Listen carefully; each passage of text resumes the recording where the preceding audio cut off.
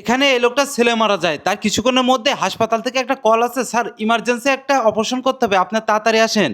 এবার গাড়ি স্টার্ট করো, হাসপাতালে যেতে হবে, ইমার্জেন্সি। পেশেন্টের অবস্থা কেমন আছে এখন?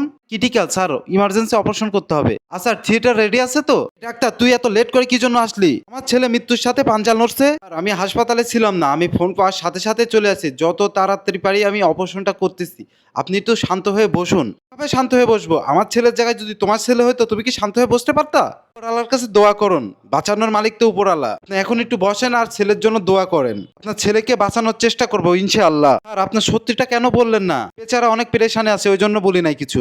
ছেলের যদি কিছু হয় না, ডাক্তারকে আমি ছাড়বো না, ডাক্তারকে শেষ করে ফেলবো। ক্রিটিক্যাল অপারেশন এটা, 2 ঘন্টা ধরে অপারেশন চলছে, আমি খবর পেলে তোমাকে জানাবো। তবে বলেন না, খুবই ক্রিটিক্যাল অপারেশন এটা, দেখি কি হয়। ইনশাআল্লাহ ছেলে ঠিক হয়ে যাবে, তোমরা দোয়া করো।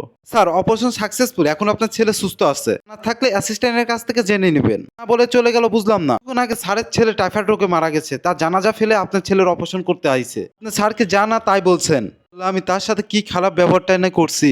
সবাই সবাইকে বোঝার চেষ্টা করি। নতুন নতুন ভিডিও পেতে হলে সাবস্ক্রাইব করে সাথে থাকুন। ধন্যবাদ।